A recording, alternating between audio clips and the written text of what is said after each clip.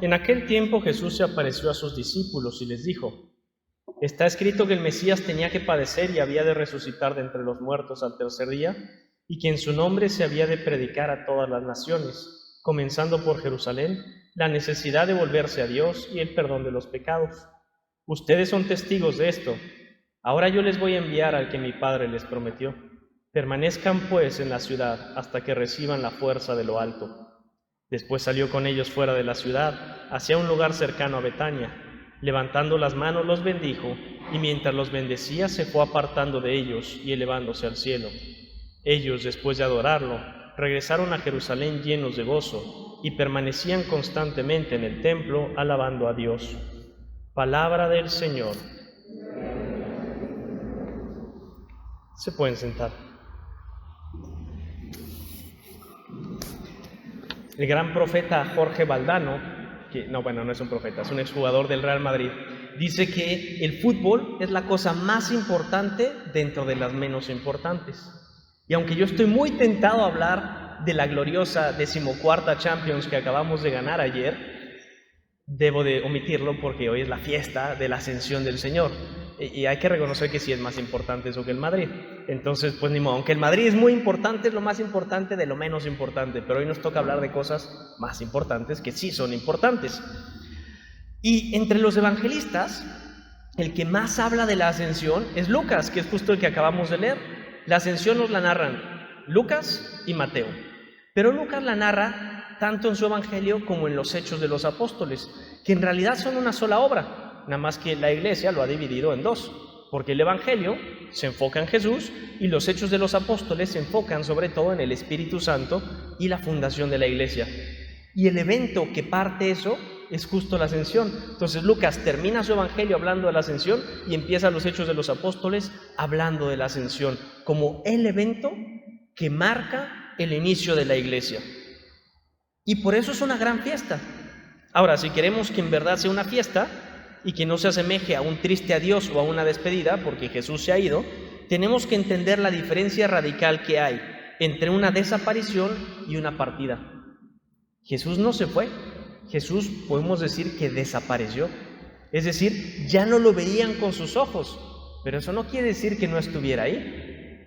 De hecho, en el Evangelio de Mateo nos dice, y termina con esta frase, su evangelio dice: Jesús subió a los cielos y antes de subir les dijo, mientras subía: yo estaré con ustedes todos los días hasta el fin del mundo. Y eso es lo que hace que estos apóstoles se vayan contentos, porque cuando leíamos, veíamos que los apóstoles le preguntaban a Jesús: ¿ha llegado ya el momento en el que vas a instaurar el reino de Israel? ¿Por fin estamos ya ahí y vamos a gobernar? Y yo me imagino a Jesús diciendo: es que estos compadres no entienden nada. O sea, a ver, llevo 3 años hablándoles, ya morí, ya resucité, he estado 40 días con ellos y siguen sin entender a qué vine. Siguen creyendo que voy a instaurar el reino de Israel como un reino de esta tierra. Y ya les he dicho que mi reino no es esta tierra. Y no entienden. Yo en su lugar me hubiera frustrado mucho. Así como me frustro y no entiendo por qué hay gente que sigue sin irle al Real Madrid. O sea, no sé cómo puede haber gente que se priva de esa gran felicidad en este mundo. Pero bueno, hay que respetar la libertad. Y Jesús, que era más paciente que yo, dice: estos pobrecillos ya entenderán. El Espíritu que les voy a enviar les explicará cómo va a ser esta cosa. Y entonces, cuando Jesús asciende, ellos entienden. Y por eso dice el Evangelio que regresaron llenos de gozo. Se fueron a Jerusalén llenos de gozo. ¿Y por qué? Si Jesús se había ido. Es que Jesús no se fue, Jesús desapareció. Ahí está la gran diferencia. Para explicar esto quería hacer un truco de magia, pero luego dije: no, ya es demasiado hacer un truco de magia en la homilía. Entonces me aguanté la tentación y no lo voy a hacer. Pero hay una diferencia entre desaparecer e irse. Una cosa es que no puedas ver algo y otra cosa es que ese algo ya no esté ahí. Y eso pasa con Jesús. Sigue estando, porque nos dice: yo estaré con ustedes todos los días hasta el fin del mundo. Y si se acuerdan, yo les decía la semana pasada, hablando de que Jesús decía que nos conviene que se vaya, y decíamos: ¿cómo nos va a convenir si lo queremos que esté con nosotros? Pero es que al haberse ido o al haber desaparecido, ya no está sujeto a tiempo y espacio y puede estar con nosotros en todo momento. Y su presencia ya no es física, sino ahora es presencia real y sacramental en la Eucaristía y presencia real en la inhabitación en nuestros corazones. Y es cierto esto de que puede estar con nosotros todos los días hasta el fin del mundo. Por eso nos convenía que desapareciera. Pero también antes de irse, tanto en Mateo como en Lucas, hay un detalle más, y es que este detalle es el envío misionero. En el Evangelio de Mateo se ve que les dice: id por todo el mundo y predicad el Evangelio a todas las personas. Y no teman que yo estaré con ustedes todos los días hasta el fin del mundo. Entonces, esta presencia de Jesús, que sigue estando pero que ya no es visible, somos nosotros los que la tenemos que hacer visible. Y nos pide a cada uno de nosotros, sus apóstoles, que hagamos real, visible y tangible su presencia en este mundo. Nosotros sacerdotes, obviamente, en primer lugar, al hacerlo sacramentalmente. Y yo en unos momentos aquí en el altar voy a hacer que Jesús baje realmente en la hostia a estar con nosotros. Pero cada uno de ustedes también está enviado a hacer presente a Jesús en sus vidas y en la vida de los demás, de cada uno de los que nos rodean. ¿Y cómo hacemos visible esa presencia de Jesús? Viviendo el amor.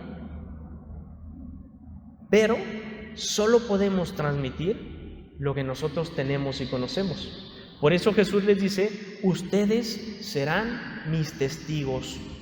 Testigo es aquel que ha visto, aquel que puede dar testimonio porque conoce, porque estuvo ahí, porque lo vio. Si nosotros queremos ser testigos de Cristo, nosotros debemos de ser testigos de Cristo, tenemos que conocerlo primero. Y para conocerlo lo hacemos a través de la Eucaristía y de la Sagrada Escritura. Necesitamos ese contacto diario con Jesucristo, ya sea en la Eucaristía o en la Sagrada Escritura, o si se puede, mucho mejor, en ambas. Y ahí es donde nosotros vamos a ir conociendo a este Jesús real que se ha quedado entre nosotros todos los días, y lo vamos a ir haciendo visible para todos aquellos que quizás no le conocen o no han hecho esa experiencia. Y a veces nos limitamos a invitar a misa, a lo mejor, o a hablar de Jesús, pues a la gente que ya sé que es católica, que ya sé que va, a la gente que le tenga un poco más de confianza.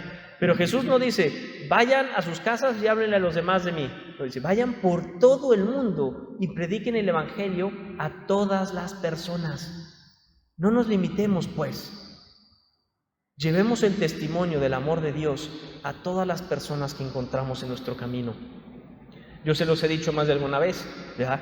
Si cada uno de nosotros a la siguiente semana trajera a un invitado a misa, esto estaría lleno.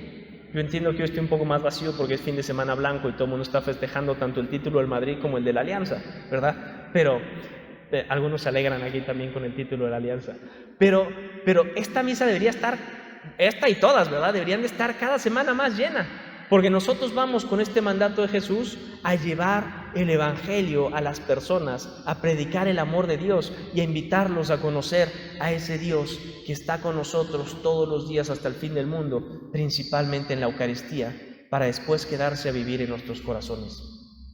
Tomémonos pues esta tarea de decir: esta semana yo voy al menos una vez a hablarle a alguien de Dios y a tratar de transmitir aquello y convertirme en testigo del amor y la misericordia de Jesucristo nuestro Señor. Que así sea.